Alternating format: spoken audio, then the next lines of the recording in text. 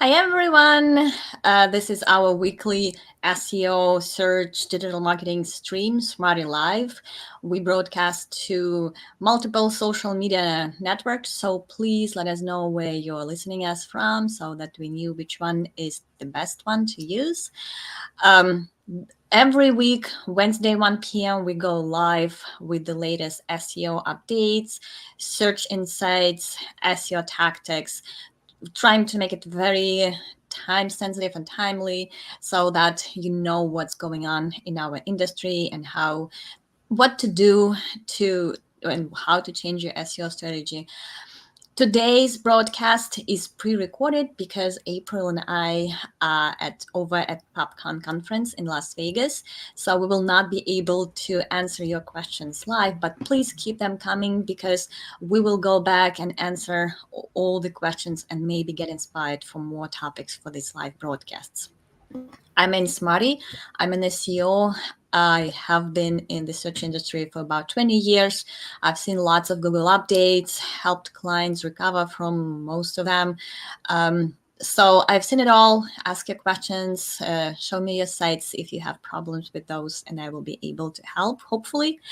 Today, and with me, and always, is April, our Director of Social Media. Hi, April. Hey everyone. Today we're discussing a very popular topic. Just about any client is interested and they ask those questions when they join as our agency. We are talking about high impact, low effort SEO tactics. Before we start, please subscribe to my newsletter over at nsmarty.com. I publish every week prior to this live broadcast to give you more context, more links, more screenshots on every topic that we discuss. So it's very useful to go through, to scan and read those newsletters before you join this live broadcast because you will know more.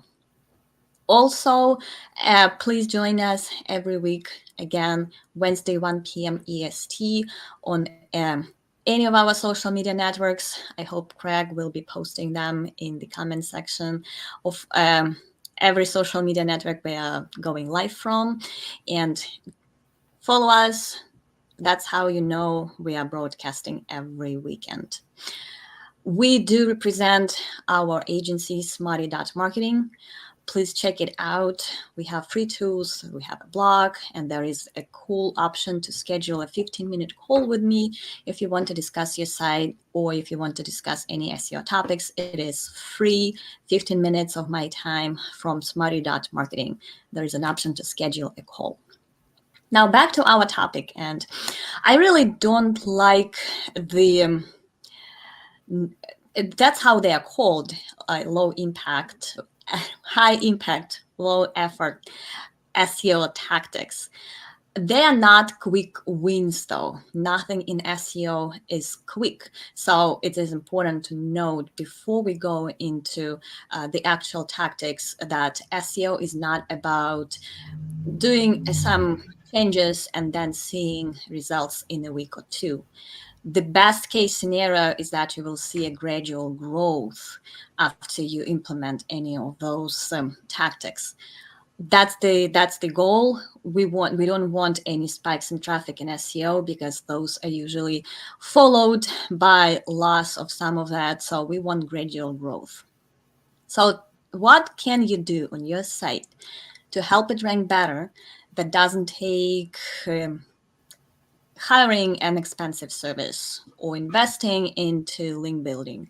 Of course, all those are important. You do want someone reliable to look at your site, and you do want high quality backlinks continuously coming to your site. But you can also do something on your site yourself so that it ranks better. First of all, internal linking. I have yet to see a website that has enough internal links. Usually the biggest problem from site to site is that there are several sections. For example, there is an e-commerce section selling products, there is a blog, there is knowledge base or FAQs, and those sections are all like islands. They do not really interlink to each other, to one another, and so there is no link equity flow around the site. Internal links are important for many reasons. First of all, Google does crawl them to discover more pages of your site. You want Google to go further around your site when it lands on one of the pages of your site. And the more internal links you have, the better chances are that it will crawl more pages and not just get stuck and goes to some other website. So you want Google to crawl more. Secondly, the more internal links point to a particular page, the more important it is in the eyes of Google, because it is just like with external links. Google does look at how many backlinks are flowing to one page. They pass link equity, and they help Google index those pages quicker. So internal linking is important for rankings for sure, and it's always a missing opportunity for all the websites that I look at. There are ways to automate internal linking, and it is important for bigger, especially e-commerce sites, but also contextual links. When you have blog or articles, contextual links work better. We had kind of confirmation on that from Google, because I think it was John Mueller who said that they look not just at an anchor text of the internal links, but the context too. Context helps them pass those relevancy signals. They do look at the navigation menu. They know it is the same from page to page. They do crawl it, but it doesn't pass as much power as internal links. Same with link blocks of the links, like related articles, featured articles, related products, featured products. Those are very helpful. I would encourage every site to have all of those. The more you can interlink your blog post related products, the better, because usually the blog section is what attracts backlinks from external sources, and that is how that link equity passes to commercial pages of your site, to related categories of the products, to related products. So all those are important, but also contextual links are also the best case scenario. So encourage your writers, if you're the writer for your site, add as many internal links to relevant content, to relevant products, to whatever is important for your site. Build your editorial calendar the way that those links are very contextually relevant to your bottom line, to things you want to sell from your site, to your service pages, to your product pages. So think about internal links every time you publish content on your site, and make sure that not just blocks of links are included on those pages, but also contextual links are very important too. It is manual. There are ways to help you. For example, Yoast, I think, is the plugin that suggests related content as you write an article in WordPress editor. So use it to add more links to your site. There are also ways, AI tools, AI plugins that help interlink your old content to your new content to your old content. I think one of them is Link Whisper. Another one is Linkstorm. Check out my newsletter for more. I think I list 3 or 4 there. So check them out. They are all premium, but with free trials, so you can see which one works for you better. If you're just running a blog and you don't have a thousand of articles on it yet, you may not need any automatic solution for internal links. You can just go back, dedicate a day or 2 to that, and interlink those articles manually. Please do that. That always helps. If you don't have related article plugin, install it. It's also very helpful. If you sell something on your site, there are lots of Shopify apps that help you add internal links to your product pages. But also don't forget that you don't only want your product pages to rank, you also want your product categories to rank as well. So add those links manually or somehow interlink your site better. This is always a problem to any site that I'm looking. Even if it does have some internal links, usually there is a lot of room of improvement there. And usually that's what I include in my audit, all the different ideas of how to better internally link your site so that it flows link equity, or page rank, and so that Google can discover all the pages on your site, buried pages on your site. Do that. It's always helpful. This is tactic number one. And it's doable at home if you install a plugin or just look at your site and manually interlink it. So there is nothing stopping you from doing that. So next thing is descriptive titles.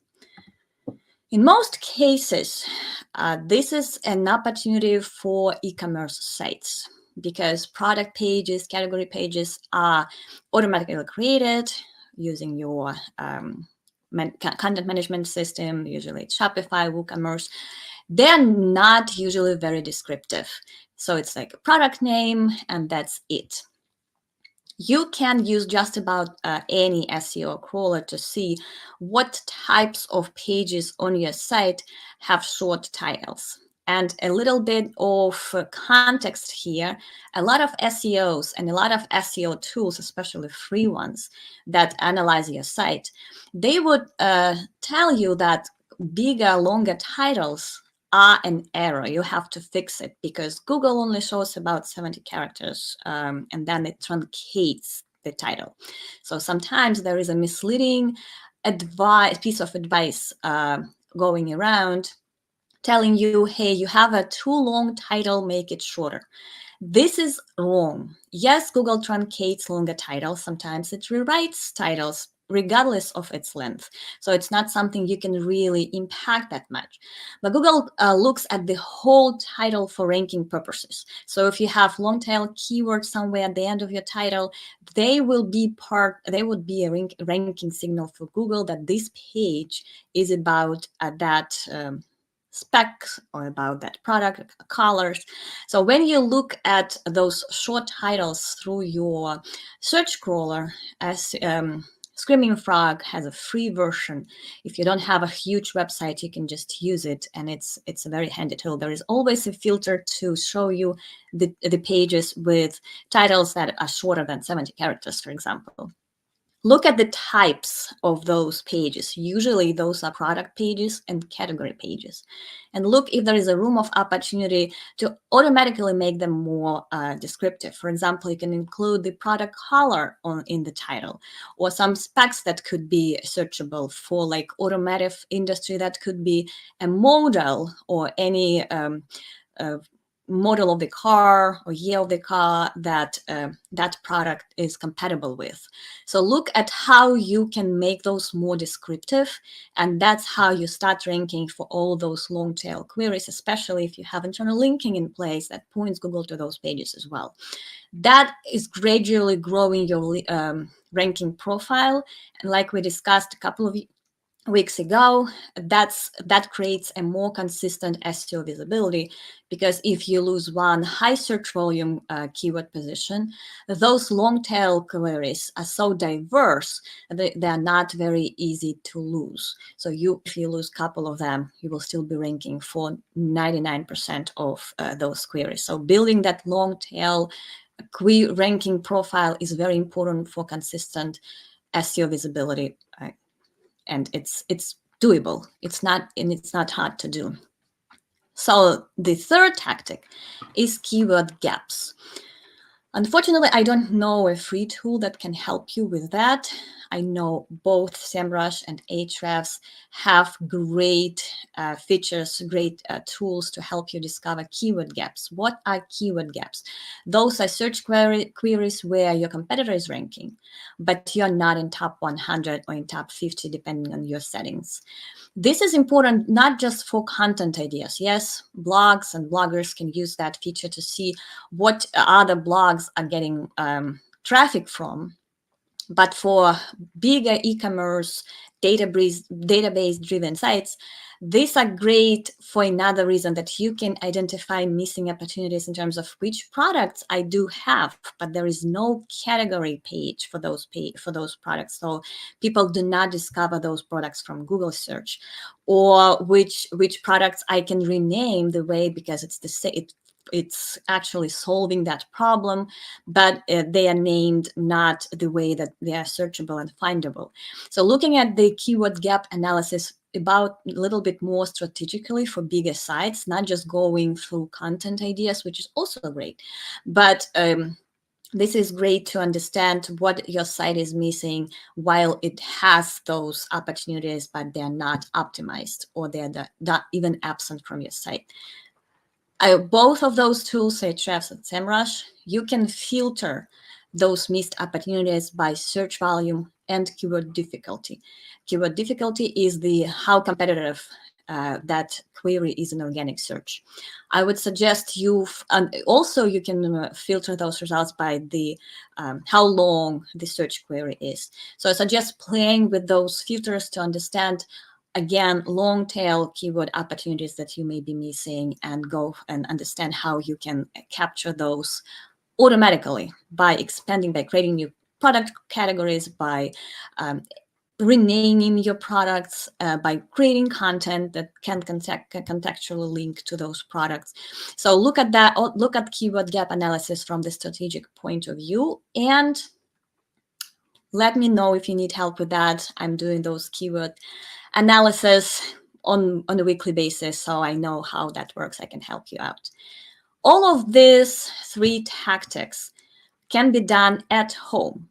The only thing is that don't expect huge results unless you get backlinks. You can optimize your site as much as you can, but unless there is fresh link equity flowing from other trusted sites in your industry, it's not as impactful. If you really want to move the needle, you will have to get some backlinks. And this is also where we can help. We have a great product that generates organic backlinks on a continuous long-term basis. So let us know. We can help you with that as well. And with that, I'm ready for April's questions. I know she has quite a few great ones.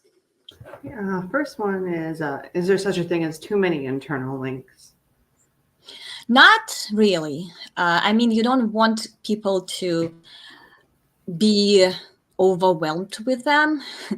You don't want people to also look at your call to action or subscribe to your newsletter. So you don't want them to keep clicking those links. Keep in mind your readers or customers when you create those internal linking sets or you add contextual links. So you want them to be too distractful for people. For Google really doesn't care. Google has confirmed that many times. There is no such a thing as too many internal links or too well optimized. There is no internal link over optimization penalty or red flag for Google as well. According to Google, according to my experience, it's the same. I've never seen a site that has so many internal links that it lost rankings, for example. Never seen anything like that. While with external links, you have to be careful with getting backlinks with an over-optimized anchor text, for example, because Google does have those red flags. There is too many backlinks pointing to the site with a very well-optimized SEO keyword anchor text. That is a red flag. For internal links, there is no such a thing. But again, keep in mind your reader. You can also install things like heat maps on your site and run a quick campaign to see if people get too distracted. Instead of buying a product, they start going through all those related products, links, or anything like that. So keep in mind your readers and your goals, what you want people to do on the site, so that they're not too much distracted. I know there are a lot of editors who would not allow any kinds of links, internal or external, in the top 2 paragraphs of the article, for example, to give people a way to read further instead of clicking the link and leaving the page right away. That is also not a bad idea. So keep your site goals and your readers or your customers in mind when you add internal links. But from SEO perspective, there is no such a thing as too many. It's kind of like getting into the nitty gritty, but like when you like add an internal link, is there any like difference in value if you like make the internal link like one word, like a hyperlink, like one word, or if you like hyperlink like a few words, like does that really matter? Well, it does. I know Google doesn't encourage linking only here. For example, when you say click here, Oh, it okay. does want to make those anchor text more descriptive, so Okay. that from usability standpoint, you want people to have an idea Mhm. of what that linked page is about before they click it. So making anchor text more descriptive and Mhm. relevant is definitely a great idea. Usability standpoint, SEO standpoint as well, because anchor text does pass relevancy signals, so Google also knows what that page is about from the anchor text. And from usability standpoint, people usually look at anchor text throughout the page. They would look at the heading, subheading, and links because they stand out. And you want them to understand pretty much what the page is about and what the linked page is about when they are still scanning the page. So Mhm. in both cases, it is helpful to make those um, link text or anchor text a lot of relevant and descriptive, so that people know what they're clicking. That's good to know. I actually didn't know that Google didn't like it when you do like click here or anything like that.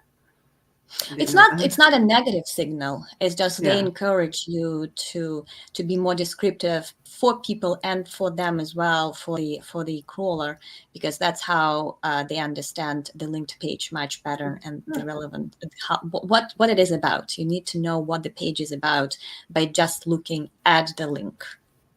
Okay. Should every page have a title tag? Yes, if you wanted to rank. It also, even from like usability standpoint, again, I always add something. Not so that's not just SEO. We want usability signals as well, because Google is looking at usability. You want your users or readers to like your site as well. So it's usability is as important factor to keep in mind. Your users of the site are actually your primary goal to satisfy them, not just Google. From usability, it's easier to find when you look at tabs in your browser. For example, when the title tag is empty, it will be empty, so people would Mm. not know what this page is about. And yes, titles are the biggest on-page signal for Google still. They are looking for at the title and to understand what every page is about. So if you want your page to be indexed, and if you want people to know what it is about, and if you want it to be easy to find, even if you don't want it to rank, like it can be your internal dashboard or something that can be accessed only from after login, even for those pages, some descriptive title tags for people to know what this page is about, to bookmark them. When you save a page in your browser, it saves with the title, so it will be easier to find from there as well. For all those purposes, title tags are very important for just about any page, just any page, and it also is a great huge ranking signal as well. What are some quick win SEO tactics that you would not recommend doing? I would not recommend a lot of things that people are doing. First of all, when it comes to backlinks, I know it's very tempting to buy backlinks from those lists. People emailing you, hey, we have a list of 200 great blogs or great sites, and you can buy backlinks from them. They can be relevant, they can be huge. I know huge sites and blogs are traveling from one list to another list, and you can buy links from that, even if you recognize the name of the site on that list. I will not name any names now, but even if you know that site and it feels very tempting to buy a link, keep in mind that those lists are traveling from blogger from to e-commerce publisher to just about any business owner, and they are blacklisted in Google in like 99% of cases, because people buy links from the same sites again and again, and Google obviously knows that that is possible because it's very easy to identify. Likewise, stay clear from any blog networks that just pass links to anyone. Those are really tempting because I know how difficult it is to build links these days. It is very challenging, and links are expensive. If you keep that at home, they take a ton of time, and you cannot really stop, because the moment you stop getting fresh backlinks, your rankings start declining. So you cannot stop doing this, but also they are very challenging and expensive these days, especially like with the right program, the right link building program that focuses on high quality editorial backlinks that are not bought or submitted, but they are earned. Earned backlinks are very hard these days, but that's the only way to go, because even if there are almost no link building penalties these days, we know that Google is very picky when it comes to finding backlinks that really move the needle.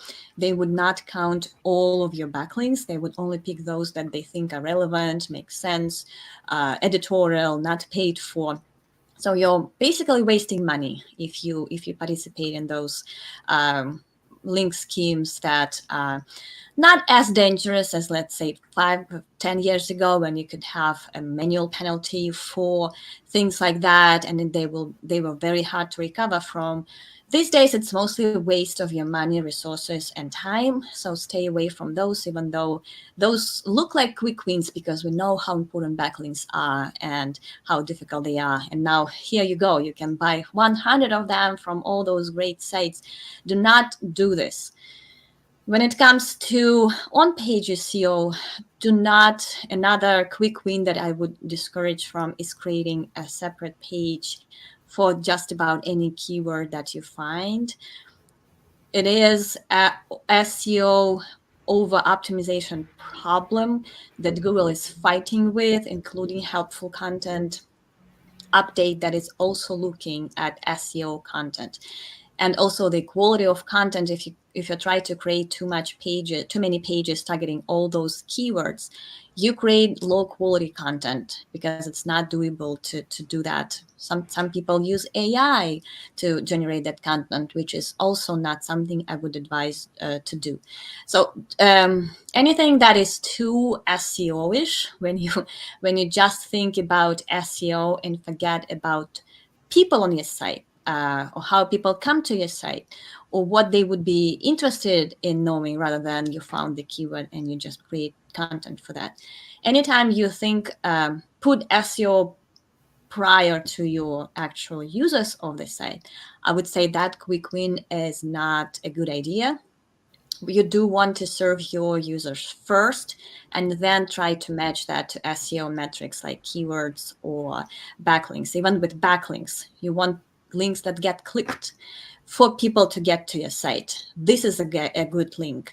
Any other criteria out there, DA, PA, I don't know, all of those are not as important as the possibility of how many people could click that site to that link and get to your site while being interested in it. So it's not misleading, it's something driving them from other links. Those are best backlinks. So think about your users first, like when I was talking about title tags, not just for search engines, but for people as well. When I talk about backlinks, not just for link equity, but for clicks as well, to drive relevant traffic to your site. When it's about keyword gaps, same. It is more of a brainstorming tool, allowing you to find gaps in your site that can serve your people, your users, not just for keyword opportunities to rank better. So any quick win that puts SEO priority prior to your users of the site is not something I would recommend for sure. That's all I have for And questions. yes, what were you saying? It's just Okay, I guess we will go back to enjoying Vegas now.